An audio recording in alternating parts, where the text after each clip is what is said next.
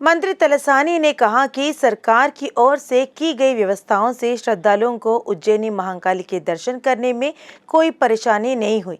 उन्होंने कहा कि विभिन्न विभागों के अधिकारियों, कर्मचारियों और समिति सदस्यों के प्रयासों के फलस्वरूप महाकाली बोनाल उत्सव का भव्य आयोजन किया गया। तेलंगाना राज्य बनने के बाद त्योहार और समारोह और भी खास हो गए हैं। कुछ ही देर में लाखों की संख्या में श्रद्धालु दर्शन करने पहुंचे। मंत्री ने स्पष्ट किया कि मेले के आयोजन के लिए कड़ी मेहनत करने वालों को इस महीने की 31 तारीख को सम्मानित किया जाएगा। राज्य के वित्त मंत्री हरीश राव ने केंद्र में सत्तारूढ़ भाजपा सरकार पर निशाना साधा। अगर तेलंगाना रोजगार दे रहा है तो बीजेपी मौजूदा लोगों को बेरोजगार कर रही है। उन्होंने कहा कि भाजपा सरकार पहले ही 50,000 लोगों को नौकरी से निकाल चुकी है।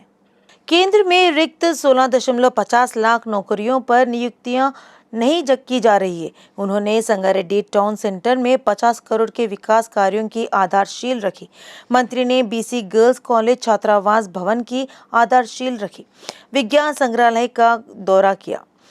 इस मौके पर उन्होंने कहा कि सीएम केसीआर ने संगारेड्डी शहर के विकास के लिए 50 करोड़ रुपए की राशि आवंटित की है। राज्य मंत्री बुव्वाड़ा अजय ने स्पष्ट किया है कि आंध्र प्रदेश सरकार द्वारा पोलवरम परियोजना के निर्माण से भद्राचलम को खतरा है। पोलवरम परियोजना के मूल डिजाइन को बदल दिया गया और ऊंचाई में 3 मीटर की वृद्धि की गई। परियोजनाओं की ऊंचाई कम करने की जिम्मेदारी केंद्र सरकार पर है। केंद्र सरकार को बाढ़ को रोकने के लिए परियोजना की ऊंचाई कम करने की पहल करनी चाहिए। पुवाड़ा अजय कुमार ने कहा कि एपी मंत्री बोत्सा सत्यनारायण और अंबाटी रामबाबू की टिप्पणी आपत्तिजनक है। उन्होंने कहा कि उन्हें समझ में नहीं आया कि उनके बयान को लेकर एपी के मंत्री इतना बवाल क्यों मचा रहे हैं। भद्राचलम के लोगों और मंदिर को डूबने से बचाने ही उनका मुख्य उद्देश्य है। सीएलपी नेता मल्लू भट्टी विक्रमार्क ने मांग की है कि राज्य सरकार बाढ़ पीड़ितों की तुरंत मदद करे और उन्हें आवश्यक सहायता प्रदान करे। बाढ़ पीड़ितों को युद्ध स्तर पर सहायता प्रदान करने की मांग की। उन्होंने मांग की कि बर्बाद हुई फसलों का मुआवजा दिया जाए और जिन लोगों ने अपना घर गंवाया है उनके लिए नए घर बनवाए जाए। राज्य सरकार को कार्य योजना बनाकर स्थायी रूप से आवश्यक धनराशि आवंटित करने को कहा गया है। मल्लू भट्टी विक्रमार्क ने कहा कि 1 लाख करोड़ रुपए की कालेश्वरम परियोजना की सिंचाई और इंजीनियरिंग विशेषज्ञों के साथ बनाया जाना चाहिए था और वे 2014 से ऐसा कह रहे हैं।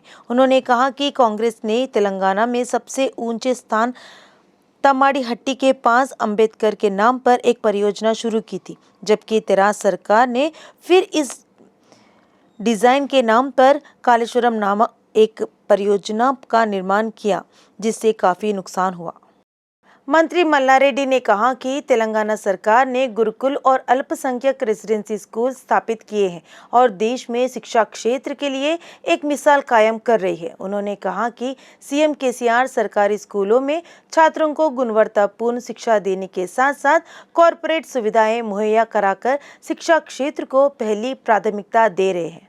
मेडचल मलकाजगिरी जिला परिजादिगुड़ा सरकारी स्कूल एवी कंस्ट्रक्शंस के सौजन्य से छात्रों को निःशुल्क नोटबुक बांटी गई। इस अवसर पर सरकार ने सरकारी स्कूलों में छात्रों को गुणवत्तापूर्ण शिक्षा प्रदान करने के लिए लगभग 7,289 करोड़ रुपए से मनाउरु मनबड़ी और मनबस्ती मनबड़ी कार्यक्रम शुरू किया है। उन्होंने कहा कि सरकारी स्कूलों को कॉर्पोरेट स्तर पर विकसित किया गया है।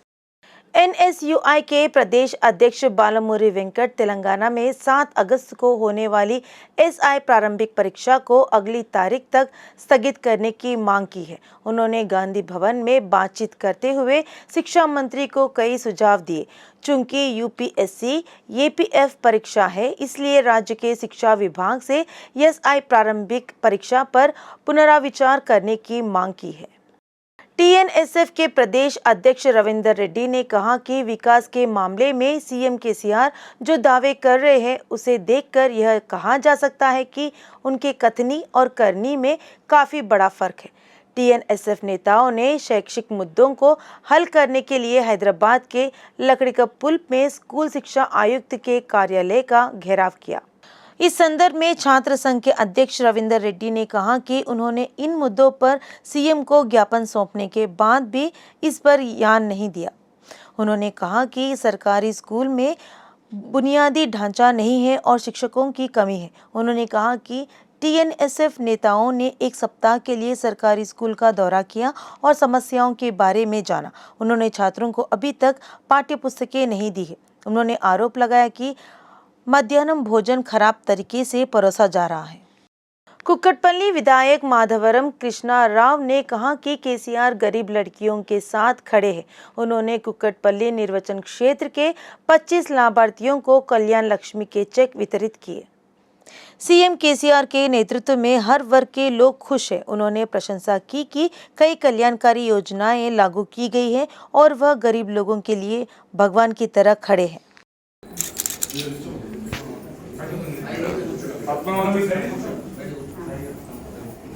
गरीशेट्टी पद्मावती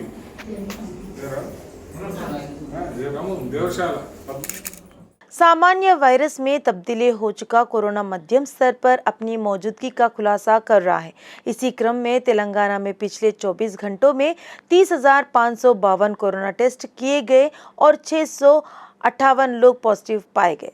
हैदराबाद में सबसे ज़्यादा 316 नए मामले दर्ज किए गए, जबकि रंगारेड्डी जिले में 52, मेड्चल मल्काजगिरी जिले में 81, खम्मम जिले में 30, पोचमपल्ली जिले में 25 और नलगोंडा जिले में 21 मामले सामने आए हैं। वहीं 628 लोग कोरोना से पूरी तरह ठीक हो चुके हैं। कोई नई मौत की सूचना नहीं मिली। तेलंगाना में अब तक कोरोना से 4,111 लोगों की मौत हो चुकी है। राज्य में अब तक 8,10,976 पॉजिटिव केस दर्ज किए गए हैं, जबकि 8,02,354 लोग ठीक हो चुके हैं। अन्य 4,511 लोगों का इलाज चल रहा है। हैदराबाद की पुरानी बस्ती में मामूली बात को लेकर विवाद इतना बढ़ गया कि 2 युवकों पर चाकू से हमला कर दिया गया। चंद्रायन गुट्टा में पुराने थाने के पास मोहम्मद अजहर नाम का शख्स किराए पर गोदाम चला रहा है। गोदाम तक माल पहुंचाने के लिए एक ऑटो हर रोज आता है। हाल ही में इसी कॉलोनी के वहीद नाम के शख्स ने ऑटो के गली में आने पर आपत्ति जताई। इसी क्रम में रात करीब 8 बजे अजहर के दोनों बेटों मोहम्मद गुलाम अकबर और मोहम्मद गुलाम असगर ने वसीयत की बहस हो गई। उनका इस बात को लेकर विवाद हो गया कि ऑटो उनके घर के सामने से गुजर रहा है। वहीद का कहना था कि ऑटो की वजह से सड़क जाम हो जाता है। इस मुद्दे को लेकर दोनों भाइयों से वहीद की फिर एक बार बहस हो गई। गुस्से में तमतमाई वहीद घर से चाकू लाकर और दोनों भाइयों पर हमला किया। पुलिस ने मामला दर्ज कर लिया और घटना की जांच कर रही है। फिल्म मन्नाडु से जोरों पर चल रहे तमिल स्टार हीरो सिंबू 22 जुलाई को फिल्म महा के साथ दर्शकों के सामने आएंगे। इस मौके पर उनके फैंस ने उनकी तारीफ की। मदुराई में उन्होंने अपने सभी फोटो और पोस्टर को मिलाकर एक हवाई पर 1000 फीट लंबा बैनर बनाया। यह दर्शकों को अभिभूत कर रहा है। इसे जुड़ा एक वीडियो सोशल मीडिया पर वायरल हो गया है। इस बीच हंसिका, श्रीकांत, थम्बी रमैया और अन्य ने इस फिल्म में अभिनय किया, जबकि संगीत जिब्रान ने तैयार किया था।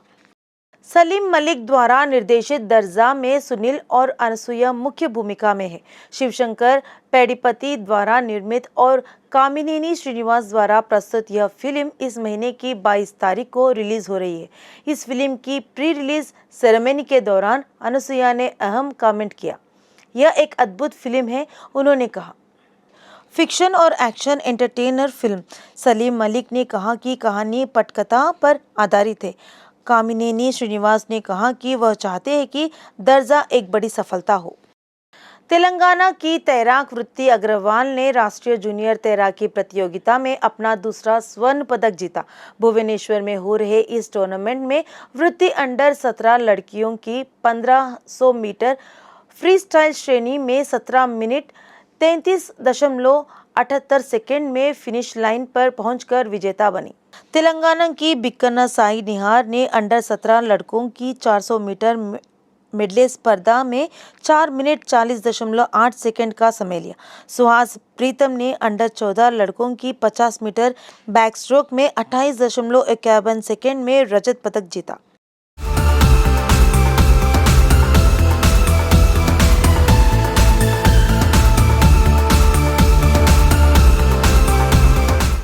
कांग्रेस के कार्यकारी अध्यक्ष केटी रामाराव ने शुक्रवार को विश्वास जताया कि टीआरएस दक्षिण भारत में जीत की हैट्रिक के साथ इतिहास को फिर से लिखेगी। अगले विधानसभा चुनाव में 90 सीटें जीतकर जो दिसंबर 2023 में होने वाली है। चंद्रशेखर राव लगातार तीसरी बार दक्षिण भारत के पहले मुख्यमंत्री बनेंगे।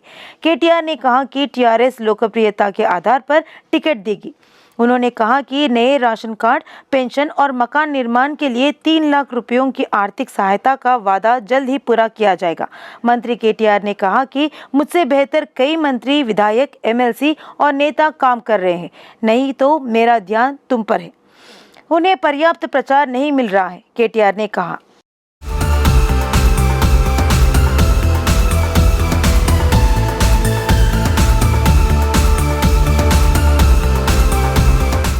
यह कहते हुए कि हाल ही में 2 प्रतिद्वंदी दलों द्वारा किए गए दोनों सर्वेक्षणों ने भविष्यवाणी की थी कि टीआरएस सत्ता बरकरार रखेगी। उन्होंने कहा, एक सर्वेक्षण भाजपा द्वारा किया गया था और दूसरा कांग्रेस द्वारा प्रायोजित था।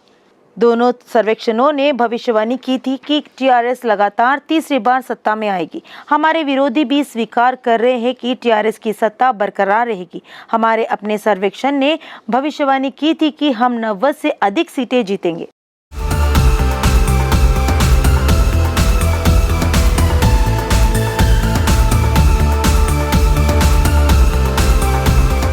केसीआर ने आगे कहा, झारखंड में राजद और तेलंगाना में टीडीपी अलग राज्यों के गठन के बाद गायब हो गई। इसी तरह यहाँ भी लोग किसी भी पार्टी को खारिज कर देंगे जो तेलंगाना से संबंधित नहीं है। उन्होंने यह भी स्पष्ट किया कि विधानसभा चुनाव पहले नहीं कराए जाएंगे और वे तय कार्यक्रम के अनुसार होंगे।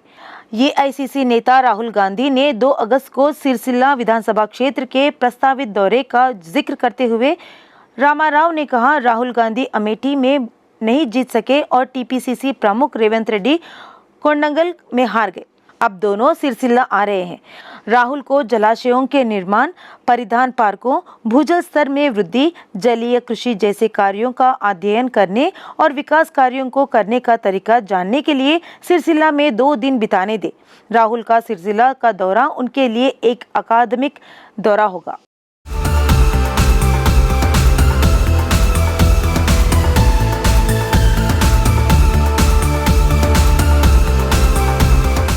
उन्होंने यह भी भविष्यवाणी की कि हिमाचल प्रदेश, गुजरात और कर्नाटका विधानसभा चुनावों में कांग्रेस की हार होगी। केंद्र राज्य संबंधों पर रामाराव ने कहा कि चूंकि तेलंगाना एक नवगठित राज्य था, इसलिए पार्टी ने शुरू में केंद्र के साथ गैर टकराव के लिए जाने का फैसला किया। लेकिन नरेंद्र मोदी ऐसा व्यवहार कर रहे थे जैसा वह गुजरात के प्रधानमंत्री है। वह देश के प्रधानमंत्री की तरह व्यवहार नहीं करते हैं।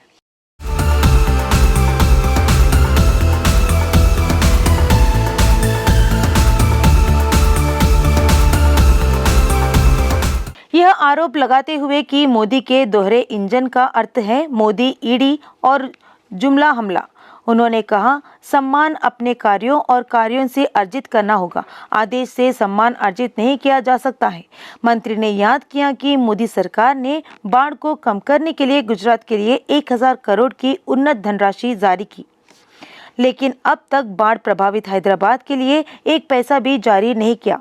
बाढ़ की ताज़ा स्थिति पर रामाराव ने कहा, भले ही मोदी राज्य का दौरा ना करे, उन्हें कम से कम राज्य को कुछ धन देना चाहिए।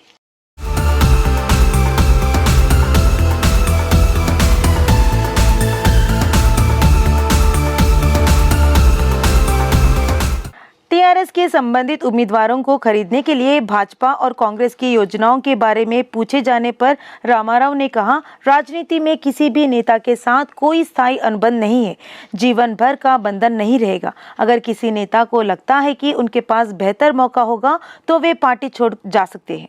सब भाजपा की राष्ट्रीय कार्यकारिणी हुई तो जीएचएमसी के 4 भाजपा पार्षद टीआरएस में शामिल हो गए। आईपीएसी सर्वे के बारे में पूछे जाने पर रामाराव ने कहा कि उन्हें रोजाना फीडबैक मिल रहा था। लोगों के बीच ने आसार पेंशन और खाद्य सुरक्षा कार्ड की मांग है, हम उसी को मंजूर देंगे।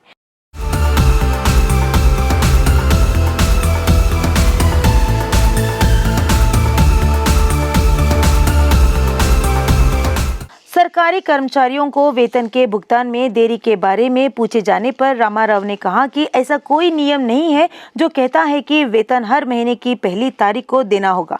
यह संविधान में नहीं है। उन्होंने यह भी कहा कि टीआरएस सरकार ने अतीत में अपने कर्मचारियों को भारी वेतन वृद्धि दी है।